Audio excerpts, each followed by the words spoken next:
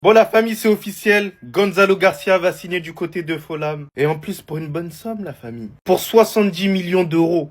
La famille, c'est incroyable, elle est belle, c'est magnifique. Alors, est-ce que Gonzalo Garcia, il vaut ce prix-là? Non, on le sait très bien. Et c'est officiellement la troisième plus grosse vente du Real Madrid. C'est une dinguerie. C'est-à-dire que pendant ce mercato, on a vendu Garcia, Paz et Fran Garcia. Mais Fran Garcia, on le sait très bien, ça compte pas. On l'a vendu pour 1 million, allez, 2 millions. C'est-à-dire Paz, on l'a vendu à 66 millions et l'autre 70 millions, on a rentabilisé un truc quasiment. Quasiment rentabilisé ça, les gars. C'est moi qui vous le dis, c'est incroyable. Et encore, tous les départs ne sont pas faits. Je vous cache pas, je suis heureux qu'il parte du Real Madrid. Faut se le dire, voilà, arrêtons de faire semblant. Oui, il a été formé du côté du Real Madrid, mais il pouvait pas jouer plus. Il y avait du Kylian Mbappé. Je pense que Henry il va plus jouer que lui. Donc voilà, c'est compliqué. Donc il faut qu'il progresse davantage et surtout qu'il va retrouver Arbeloa. Ça va le faire du bien. Surtout qu'on a toujours des parts sur le joueur. On a une clause où on peut le rapatrier un peu plus rapidement, un peu comme Nico Paz à l'époque. En espérant que ça se porte bien et surtout qu'il a le gap pour pouvoir supporter l'exigence de la Première Ligue. Dans le bien, dans le bueno, bon vent. Ça attend. 70 millions, les gars. C'est le prix qu'a vendu le Real Madrid Gonzalo Garcia à Fulham. Et je vous le dis, hein, autant le petit, je l'aime bien, autant il a un profil intéressant, autant en plus il se donne vraiment à chaque match. Mais là, partir pour 70 millions dans une saison où t'as jamais été vraiment un titulaire indiscutable, où t'as toujours été un remplaçant, même pas parfois un remplaçant, t'étais vraiment sur le banc, on te voyait pas. Et là, tu pars pour 70 millions. Franchement, c'est un prix incroyable. Je sais pas qui a négocié ça du côté du Real Madrid. Je sais que c'est Fulham qui l'a acheté. Fulham du côté où il y a Arbeloa. Arbeloa qui aime beaucoup les jeunes de la Castilla parce qu'il les a entraînés, donc il connaît ses joueurs. D'ailleurs, il a aussi fait une offre pour Palacio pour 10 millions d'euros pour reprendre 70% de ses droits, c'est-à-dire que le Real Madrid garderait quand même des droits à la revente. Toutes les ventes des jeunes, les gars, je vais faire un récapitulatif très bientôt dans une vidéo, mais autant vous dire que ça finance grandement le mercato actuel du Real.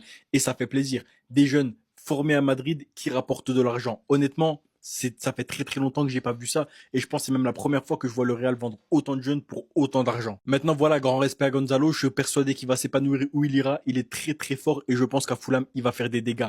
Maintenant, on va le regretter, ça c'est sûr. Mais il faut aussi quand même prévoir quelqu'un derrière. Je sais pas si Hendrik va rester, je sais pas comment ça va se passer, mais si Hendrik ne reste pas, faut un autre profil de numéro 9. Non mais là dites-moi que c'est une blague. Qu'est-ce que le Real Madrid vient de faire? Gonzalo Garcia vient de signer à Fulham et vous allez voir que c'est pas la seule dinguerie. Tout a commencé par cette info où on a appris qu'il y a une certaine nervosité au Real Madrid car pour le moment personne ne veut partir. Et le club commence à s'inquiéter de cette situation étant donné que sans départ il serait compliqué de recruter. Le Mediasport nous avait même prévenu que José Mourinho veut encore un défenseur central au Real Madrid. Il aurait même déjà réclamé à la direction le recrutement d'un défenseur avant la fin du mercato. Et que cette arrivée restera toutefois conditionnée par plusieurs départs au sein de l'effectif. Mais à aucun moment je pensais que ça allait être Gonzalo Garcia, parce que depuis plusieurs jours on a Arbeloa qui ne cesse de faire le forcing sur Gonzalo Garcia. À son arrivée à Fulham, son seul objectif était de le ramener lui et Palacios. Et carrément on nous dit qu'il veut faire de l'attaquant la pièce maîtresse de son projet à Fulham, et que le club est même prêt à débourser les 60 millions d'euros demandés par le Real Madrid. Et encore pire, Gonzalo Garcia lui-même était séduit par le projet. En même temps j'ai envie de dire comment vous voulez qu'il soit pas séduit. Il part dans un club où il sera la pièce maîtresse, titulaire indiscutable dans tous les matchs, il va progresser fois 1000. Et comme vous l'avez compris, Arbeloa ne se limite pas seulement à Gonzalo Garcia, non. Il veut aussi récupérer en même temps Palacios. En fait là, si je comprends bien, on est en train de vendre deux des plus gros cracks de la Castilla. Et pendant que nous on était là à espérer que José Mourinho fasse tout pour le garder, eh ben non, le here we go est tombé. Fabrizio Romano a lâché la nouvelle, Gonzalo Garcia to Fulham, here we go. Et comme vous pouvez le voir ici, pour 40 millions d'euros, 2 millions d'euros de bonus, avec une clause de revente de 30% au Real Madrid. Ce qui est très très intelligent de la part du Real Madrid. Parce qu'entre nous, on sait très bien que Gonzalo Garcia il va tout casser à Fulham. Et comme c'est une fois qu'il sera bien en forme, le Real Madrid pourra le récupérer pour moins cher. Là maintenant, la prochaine étape de Fulham, c'est de récupérer César Palacios. Cependant, si ça peut vous rassurer, on nous dit ici que Gonzalo Garcia est certain qu'il reviendra au Real Madrid un jour, en espérant qu'il réussisse là-bas, sinon sans ça va être compliqué. Personnellement, je trouve ça très dommage parce que c'est un profil dont on avait besoin. Malheureusement, au vu du nombre de joueurs qu'il y a en attaque, Hendrik aussi est là. Fallait bien faire un choix. Waouh! Waouh! Les amis, Gonzalo Garcia va quitter le Real Madrid pour s'engager du côté de Fulham. On avait entendu depuis quelques semaines que Fulham avait fait de Gonzalo Garcia sa priorité pour le mercato. On avait entendu également que Mourinho appréciait énormément le profil, qu'il souhaitait le garder du côté du Real Madrid.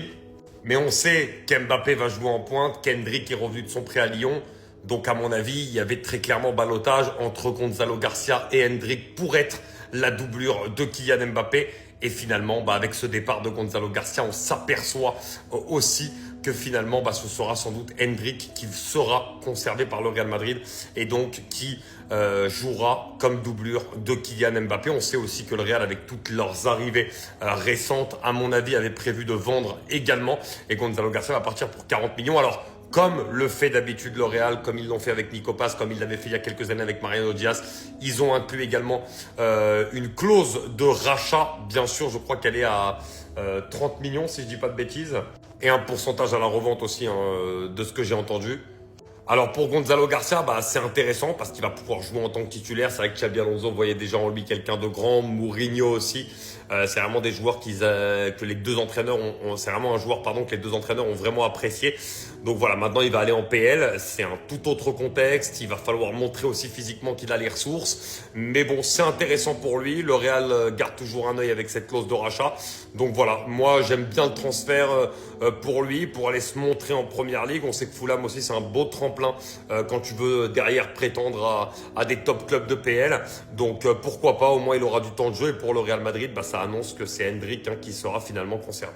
Déjà qu'il allait se mettre un coup de marteau dans le genou pour rester à Madrid, il est en train de tuer tous les plans de Mourinho. Et alors qu'on vient de perdre le meilleur numéro 9 d'Espagne, Pérez a déjà trouvé une pépite pour le remplacer. Mais avant tout, les entraînements du Special One sont tellement épuisants que les joueurs veulent déjà lui faire une Xabi Alonso. Intensité et vitesse en contre-attaque, le mec il pense toujours qu'on est en 2013. Alors que Mourinho il avait indiqué au fils à Sergio Ramos qu'il allait passer la saison avec les petits de la Castilla, le mec il a trouvé le moyen de se blesser pour 6 semaines. Il a sûrement glissé un billet au docteur qui soignait nos joueurs la saison dernière avec ChatGPT. Et en plus quand on lui demande vas-tu rester au Real Madrid, il a le culot de répondre je l'espère mais je ne sais pas encore. Et le pire avec sa blessure c'est que ça va nous empêcher d'avoir une charnière centrale Militao-Bastoni. Marca qui essaie de nous rassurer en nous disant que ça ne devrait pas affecter son départ du Real alors qu'il sera absent pour le reste de la pré-saison, le début du championnat. Ils sont bizarres eux. Et pour finir, alors que Gonzalo Garcia Ronaldo Nazario de Lima vient d'être vendu pour 45 millions et pas 70, je commençais à m'en faire pour le marché des transferts. Le Real Madrid, le plus grand club au monde qui va remporter tous les trophées la saison prochaine, envisage de recruter un numéro 9 après son départ. Le vieux, je vois qu'il commence à s'occuper de certains joueurs mais commence à forcer les départs s'il te plaît. De votre côté, n'hésitez pas à me donner vos avis, à vous abonner, sinon encore une fois c'était votre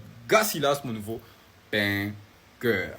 Les gars, c'est noté, c'est fait. Pour les pros arbellois, allez soutenir Fulham en première ligue parce qu'ils sont en train de faire des recrues. Ce monsieur y est évidemment pour quelque chose. C'est le CEO de Best of You, l'agence de Arbellois, mais aussi celle de Gonzalo Garcia qui va partir pour Fulham. Ça parlait de 70 millions d'euros, mais au final, c'est 40 millions d'euros. Avec aussi César Palacios dans la balance pour à peu près 10 millions d'euros. C'est pas les 70 millions d'euros attendus évidemment, mais 40 millions d'euros pour un joueur qui n'a pas 10 titularisations en Liga. Ça reste un joueur qui a quand même beaucoup de potentiel, mais qui évidemment, il fallait dégraisser côté Real Madrid. Pour recruter du monde, il faut des départs. On en a déjà deux avec Gonzalo Garcia et aussi César Palacios. Franchement, Fulham, il faut un vrai mercato. Arbeloa, Palacios, Gonzalo Garcia. Est-ce qu'il y aura évidemment d'autres joueurs représentés par l'agence de ces trois joueurs qui vont rejoindre Fulham? C'est clairement une des possibilités, mais c'est un œil on aura évidemment dessus parce que malgré les ventes que le Real fait, il y a des clauses de rachat bien évidemment. Et on voit le Real Madrid qui encaisse 228 millions d'euros générés par rapport aux ventes de joueurs cette saison venant de la Castilla. On le voit Palacios,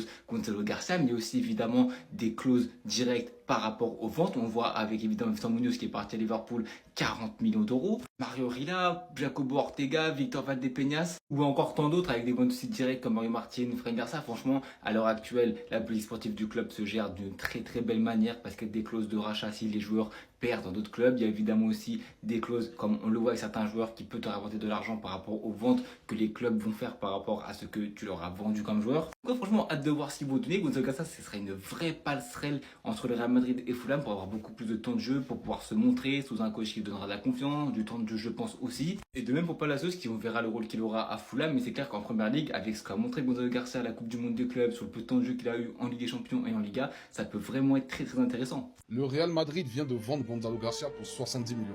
Je sais pas si vous vous rendez compte à quel point on vient de scammer les gens. Oui, Gonzalo Garcia, il est bon, tout ce que vous voulez, mais je suis désolé, ce mec-là, il vaut pas 70 millions déjà de base. Donc on a réussi à le vendre 70 millions, même si on vend 100% des droits du joueur, c'est incroyable. Là, avec cette vente-là, on est à 215 millions d'euros de vente des joueurs de la Castilla, plus Gonzalo Garcia maintenant, qui fait partie de l'équipe A. Mais c'est une dinguerie, les gars.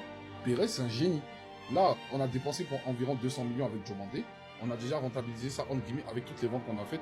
Et en plus de ça, avec les autres ventes qui vont arriver, Florentino Pérez, c'est un dirigeant de ouf. Laporta gagnerait à faire la même chose avec son club. Après, lui, il n'a pas repris le club de Barça dans les mêmes conditions. Mais Pérez, les gars, quoi qu'on dise, même s'il y a des problèmes par rapport au transfert, tout ce que vous voulez, c'est le boss. Comment j'ai pu rater cette journée? On est sur l'une des journées les plus importantes de ce mercato. Et le pire, c'est qu'on perd pas de temps pour remplacer. Vous n'êtes pas sans savoir que le Real Madrid achète beaucoup cette saison. Mais on est aussi en train de réaliser l'un de nos meilleurs mercatos de vente. À un point où désormais le Real Madrid a encaissé plus de 440 millions d'euros grâce aux ventes de joueurs issus de son académie au cours des 6 dernières saisons. C'est énorme et cela se conclut aujourd'hui. Après avoir déjà vendu Nico Paz à 60 millions, voilà que nous vendons Garcia et Palacios. Et là, il ne faut pas mentir parce qu'on a de réelles données. Fulham et Arbeloa récupèrent les deux joueurs pour approximativement 50 millions d'euros et pas 70 millions comme beaucoup de journaux le rapportent. Mais ce qui est toujours intéressant avec le Real Madrid, c'est directement d'aller voir les clauses qu'ils installent. Vous vous douterez bien qu'après avoir vu le potentiel du joueur, notamment lors de la dernière Coupe du Monde des clubs où celui-ci s'était hissé en tant que meilleur buteur de cette compétition, le Real Madrid n'allait pas simplement le faire partir pour 40 millions, surtout à un club de première ligue, mais plutôt d'y inclure une clause de revente de 30% qui reviendra au Real Madrid en cas où celui-ci se revendrait, sachant qu'en Angleterre, les numéros 9 se revendent bien. Et bien évidemment, l'une des choses les plus importantes, le droit de préemption. Ce qui permettra au Real Madrid, en cas de revente de celui-ci encore une fois, de se hisser devant tous les autres clubs qui souhaiteraient acheter Gonzalo Garcia. Jusqu'au bout, franchement, avec Arbeloa, ils nous auront mis bien. Ce qui est par-dessus fou en plus de cela, c'est que le Real Madrid envisage de recruter un numéro 9 après le départ de celui-ci. Et les premières informations nous rapportent directement que ce joueur serait Carlos Espi. Bien que celui-ci est un bon joueur, à titre personnel, j'aurais plutôt préféré conserver Gonzalo Garcia, qui est un profil que les supporters ont toujours trouvé manquant et surtout kiffant.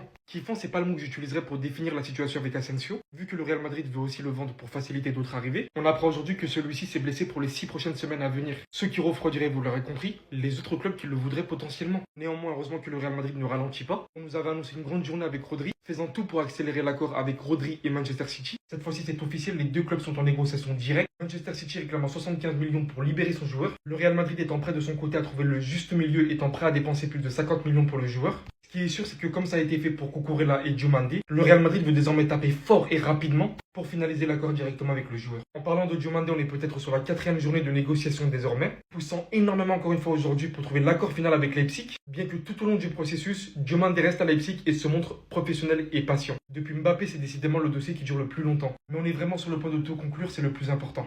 Je sais pas si vous avez remarqué, mais on a un président, avec tout le respect que je lui dois. Qu'est-ce qu'il est con! Mais qu'est-ce qu'il est con! On a plein de joueurs qu'on pouvait vendre, comme Mastantuono par exemple. Ceballos, on a préféré l'envoyer en agent libre plutôt que de le vendre l'année dernière au plus offrant. Rodrigo, l'année dernière, il y avait plusieurs clubs sur lui. On a décidé de le conserver pour rien. Kamavinga, ça fait des années qu'on peut le vendre. Non, on ne le vend pas. Au final, on va finir par le perdre gratuitement si ça continue. Mais Pérez, lui, décide de faire quoi? De vendre Gonzalo Garcia à Fulham. Le seul profil qu'on n'a pas. Le seul mec qui peut nous servir. On va l'envoyer à Fulham pour 40 millions en conservant 70% de ses droits. Et bien évidemment, on pourra le racheter. Mais pourquoi tout le temps on fait ça? Gonzalo, c'est un profil qu'on avait besoin. C'est le seul mec qu'on n'a pas. C'est le seul profil qu'on n'a pas. Mais non, nous on préfère garder des mecs qui servent à rien. Franchement, Pérez, je te comprends plus. Je pense que t'es complètement stupide. Ou alors, comme il dit Drixé, tu bois beaucoup trop. Mais là, ça va plus. Chaque année, on refait les mêmes erreurs. Et vous allez voir, Gonzalo Garcia, il va performer et nous, on va pleurer.